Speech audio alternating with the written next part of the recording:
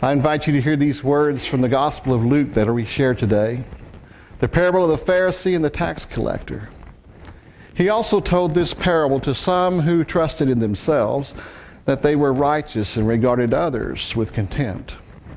Two men went up to the temple to pray, one a Pharisee and the other a tax collector. The Pharisee, standing by himself, was praying thus: God, I thank you that I am not like other people, thieves, rogues, adulterers, or even like this tax collector. I fast twice a week. I give a tenth of all my income. But the tax collector, standing far off, would not even look up to heaven, but was beating his breast and saying, God, be merciful to me, a sinner. I tell you, this man went down to his home justified rather than the other. For all who exalt themselves will be humbled, and all who humble themselves will be exalted. This is the word of God for the people of God. Thanks be to God. You may be seated. Oh, sorry. I'm out of practice. Let's just go ahead and say it, throw it out there right now. I've had 2 Sundays off and it's messed me up bad.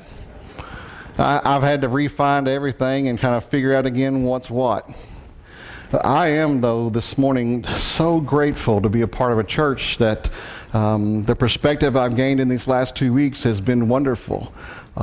H.O. Abbott filled this pulpit for me 2 Sundays ago and did a wonderful job. He loves coming out here, and he loves the way you treat him and make him feel.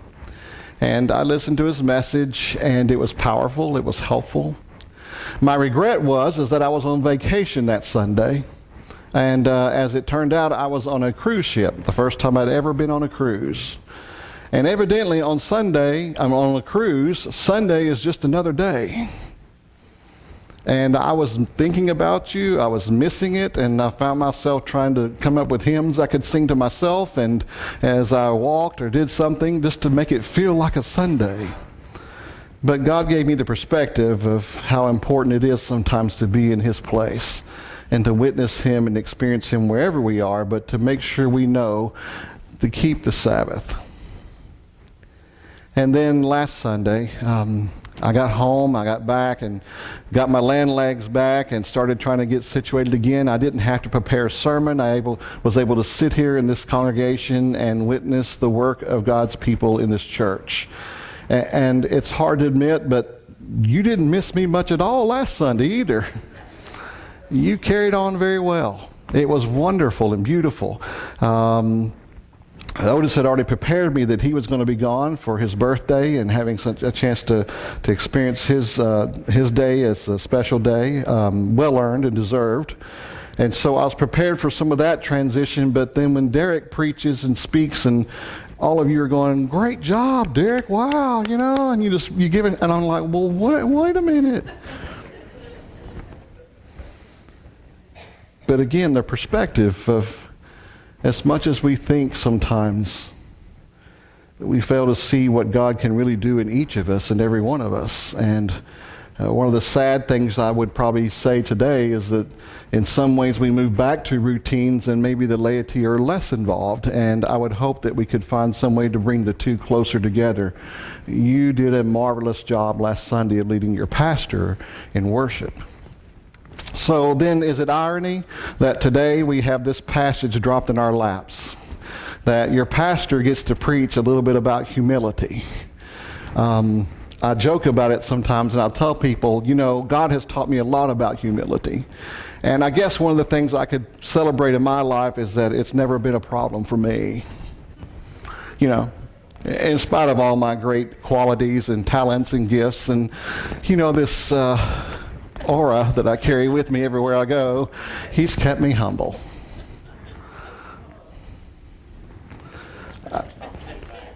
As Chris Christopherson sang, Lord, it's hard to be humble. It's hard to be humble and you're perfect in every way. That would be a good song to follow. No, I'm teasing.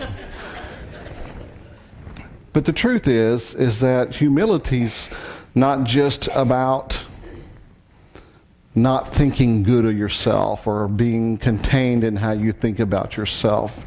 What I love about this passage and what I love about the lesson that Jesus is offering here, he's not telling people to think less of themselves. He's trying to remind them that the perspective of the Spirit is that you are surrounded by people that God loves just as much as you. And there's a perspective that we need in order to let us know that the more we think of others, the more we remain humbled in our spirit about who we are. And that's where it makes the real difference. Jesus is describing, and I love the way Luke writes this. You know, Luke is an author for us sometimes that has that real human instinct that we're looking for when we read the scriptures. He has an understanding of human nature that comes through his gospel. Matthew gives us the lineage and the understanding of how the play of God and the land and the experiences that we have, all this connection, everything is significant to the prophecies. It's following the prophecies. That's wonderful. And Mark comes along and gives us his perspective, which sometimes is an abbreviated version of some of the things we see in the other Gospels. But it's almost matter of fact, and it's sometimes a little confusing. But when Luke comes along, he gives us this reality. He puts you as one in the crowd.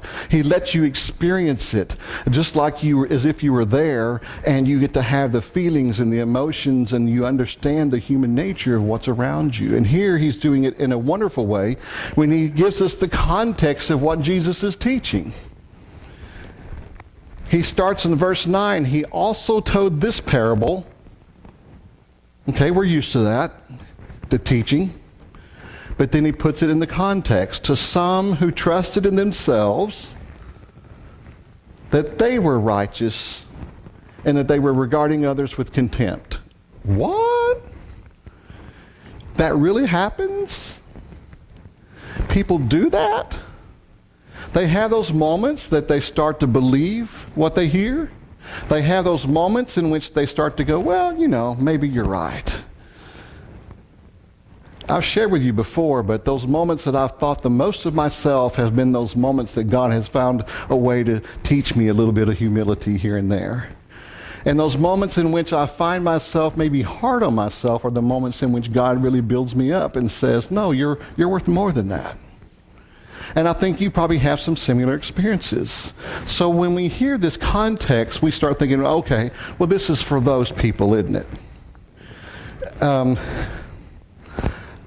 Aubrey, I love you, and happy birthday and all, but my visions and memories I have of Brownsboro sometimes just still get to me a little bit. But I can remember in Brownsboro, in that little bitty Methodist church, that there were times when the pastor would hit on something pretty hard, and he would start to make a point, and he would say something about, you know, and there was those people in the congregation that I could tell you who they were sometimes. They're the ones that would stop in that moment and do this.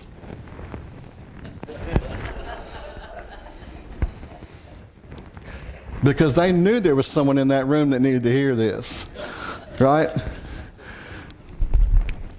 So there's a part of us when we hear this context that Luke's throwing at us right now, and don't get me wrong, I loved my upbringing in Brownsboro. The people were tremendous and good to me. But I think it probably happens in every church. And when we hear this today, when we see this context of saying, you know, Jesus is telling this parable to those who were thinking a little bit more of themselves, and they were looking down on others, there's a few of us in the congregation today that want to go, or you stay awake for this.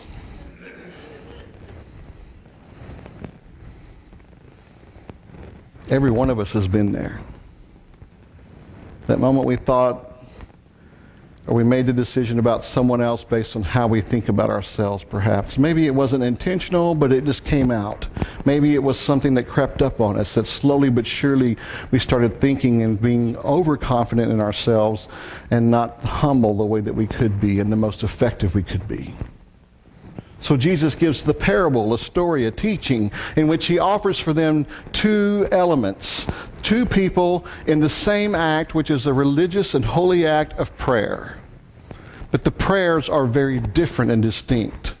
And the posture of prayer is very different and distinct. First, we have the Pharisee. Now, Jesus is telling a parable. He's sharing it with a crowd of people. How many of you think there might have been a Pharisee somewhere in the crowd? Not up front, probably off in the distance a little bit, watching, taking notes, and listening closely. So Jesus uses the elements before him. The Pharisee goes to pray.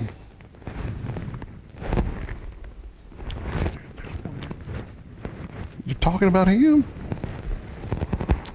And Jesus says, the Pharisee standing by himself.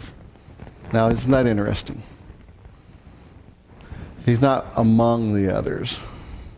I don't mingle with those people. I have to have my space, my prayer, my pew, my place that I have my prayer, and I do it the way it's supposed to be done. And he was praying thus, God, I thank you. Now that's a humble spirit, isn't it? I thank you that I am not like other people. That I don't want to say this in front of them, God, but you understand. And he goes through the lists and the names of those people, and he even adds in the tax collector. Now, the irony of this, of course, is that I've shared this with you before, but in biblical understanding, what happens, and we hear a picture of the culture itself. Luke is reminding us that there were those in the community of faith that believed you had sin and sinners. Yes, it's out there, it's real. And they could tell you, people are sinners. But then there's a whole other category of sin that's reserved for the tax collector. That's even worse. God, I thank you that I'm not like these other people. That somehow or another you brought me through and I'm in a place that's better, and that's why I'm praying to you in the correct form and fashions. But I thank you that I'm in this place now that you saved me and you set me apart, and this is wonderful. And not only am I thankful that I'm not like these people, but I'm certainly not like the tax collector. That's a whole other category. And so Luke is painting it out for us as he says, I'm not like the thieves, I'm not like the adulterers, I'm not like I'm not even like a tax collector. Now, the irony of this, again, is that in this same temple, we have another personality in the room. Although the Pharisee feels he's standing by himself, in his midst is the tax collector. Now, again, the prayer for the Pharisee goes through the list of the things he does, the things that he's done. He's a tither. That's pretty honorable. A lot of us struggle with that. He is someone that keeps perspective. He's following the law. He's keeping the rituals. He's keeping all the things that he's supposed to do. He's there every Sunday. He teaches Sunday school. He has the pins for a perfect attendance. He's got it all. But he's missing something. He's missing the humility and the perspective that comes with a humble spirit. The tax collector, on the other hand, is beating his chest. It's one of the symbols of prayer we talked about yesterday. Why would you do that? It hurts. But in some ways, it also reminds you, it's the same as when we see the Hebrew traditions of the whipping on the back and the shoulders. It's the things that helps us remember our humanity. It's the things that helps us remember that we are finite beings and God is the supreme being. It puts us in a perspective of understanding that I'm limited, but God is not. And he comes to God with a different approach. The God he comes to, he's approaching with these words, God, not thank you, but God, be merciful. Be merciful to me, a sinner. I was joking with some pastors here recently about life in the church. We were gathering for some kind of pastors gathering or whatever, and there was an open seat. I think it was at the retreat we did at Lakeview, and there were some seats up in the front, and I always go sit up in the front. They're like, oh, you go sit in the front, everybody can see you. I'm like, no, it's less distraction, first of all. Plus, I'm getting where I can't see as well when they put things on the screen, and I can hear things better up front. And then we got into this conversation, that's the sinner's pew. On the front, that's why everybody leaves that open, so if you sin, you can come up to the front. I said, well, we're kidding ourselves then. Because when I look back out from where I'm at and I preach sometimes, I'm seeing sinners everywhere. There's no pew assigned. I'm sorry. You may think you're in the non-sinner's pew, but I need to advise you today, you're in the sinner's pew. And guess what? There's a sinner chair right up here too. And it fits even in the choir loft. It's a sinner place for every one of us. And the tax collector has that perspective. He knows that the prayer begins with the mercy of God himself because of who we are. It's a clear understanding of where God is and where I am. You know, again, it's the posture I think that's important here. I envision in my mind the tax collector is humbled enough that his body is actually lower than that of the Pharisee. The Pharisee is talked and referred to as one standing when he's praying. And it doesn't give us a specific, but I could see that if the tax collector is in a spirit of humility, he is not standing, he is bent. He is before God, he is humbled, he has placed himself in a low position. And my sermon title was Looking Up. And I think there are times in which the best perspective that we can have when it comes to being humble is when we look up and not down or round. When we look up, we've positioned ourselves in a place that we can see more clearly. When we look down, we're in a place and position where we're thinking that somehow we're elevated, we're enough, we're where people want to be and ought to be. And we wait for someone to reach our level. But the truth is, sometimes we have to be in the low position to be the best help we can be. Now, all of this is important because it comes to a conclusion where Jesus puts the mantra there before us at the very end. He brings the two together when he says, in the context of all things, whether it's prayer or anything else, know this: all who exalt themselves will be humbled, and those who humble themselves will be exalted.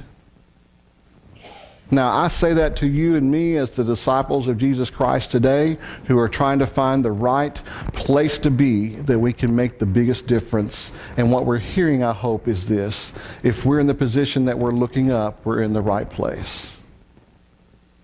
If we're in the position of looking down, we've missed the mark. And then I think about Jesus himself, Son of God. God of very God. Him without sin, who has by every authority and every right to stand over you and me, to tell us again what it is that we need to do to make our lives better, to guide us by example, to give us all the means of grace that we would need in order to get our life together. But he doesn't do it from a position like this. Instead, he became just like you and me. And he humbled himself and became a man. And he lived a life in our world and our experience. And he became the servant of all. All the way to the place where he's wiping and washing the feet of his disciples and even the one who was to betray him, to the place that he would place himself on the cross and allow himself to be given for our sake. And when I think about that kind of humility, I'm finding that that was the only way that God can make the real difference that you and I needed. We had the Ten Commandments. We had all the power that we needed. We were given every opportunity we could be given, but the only pathway we had to make ourselves better was for him to be humble enough to die for you and me. And you know what happened? By becoming the servant and the sacrifice for all, he was exalted. And he is exalted even today.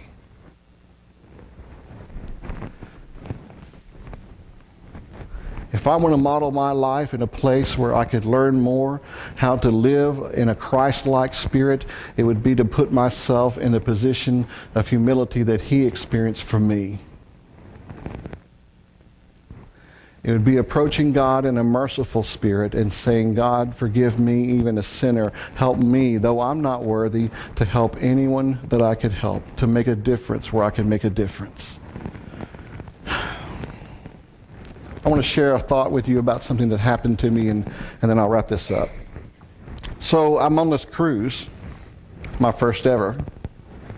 I was learning as we go. I had two friends with me that were pros. They do this every year, so they're like telling me all the things, all the ins and outs. And I'll go ahead and admit now, an open ice cream machine on a ship for an entire day, all the ice cream you want, that's sinful. That is just,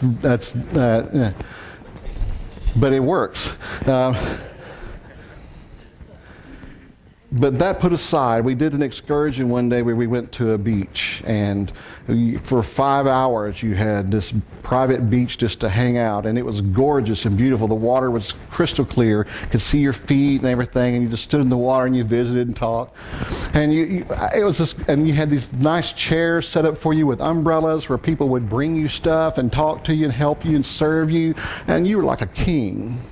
Now, there were also those who came around wanting to sell you stuff right and left, right? And you just learn to tune that out after a little bit. You just go, nope, nope, nope, nope, nope, nope, nope. So they would leave you alone. And as the time of our being there on the beach kind of came to a close, we decided we would walk up to the area where the little shops were put together, and they had showers there where you could wash the sand off your feet and everything, and then we would meal in the shops a little bit and then make our way to the bus to go back.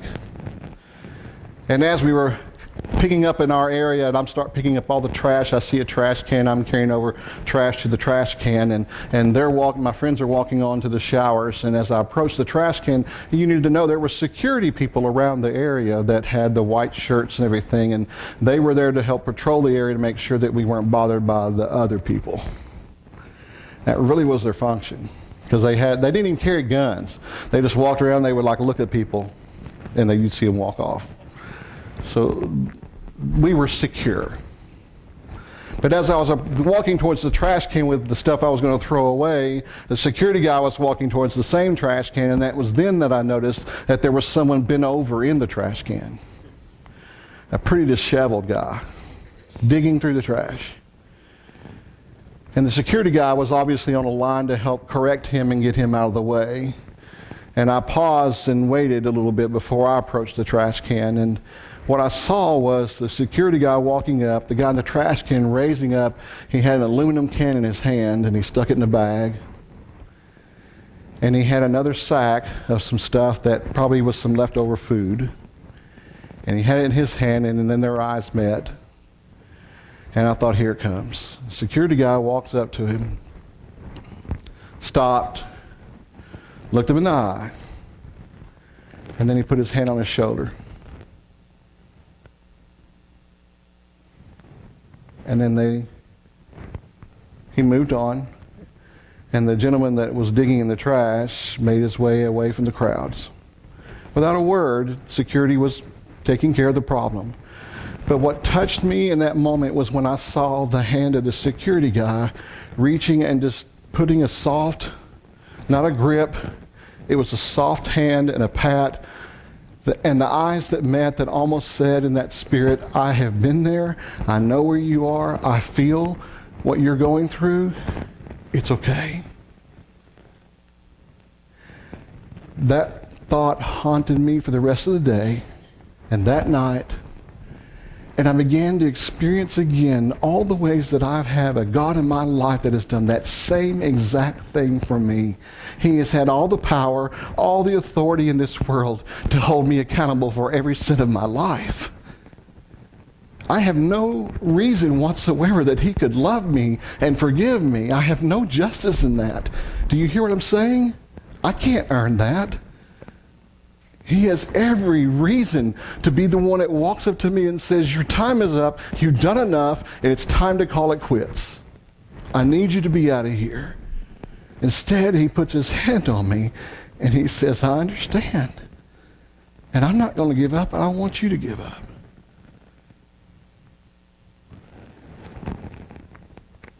God humbles himself to love us enough that he gave his only son. And he humbles himself enough to see to it that you and I take the next step and move a little closer to being what we need to be. And he's doing it today. He's humbling himself one more time to say to you, friend, my love for you will not let go. Look up. Look up. In the name of the Father, Son, and Holy Spirit, amen.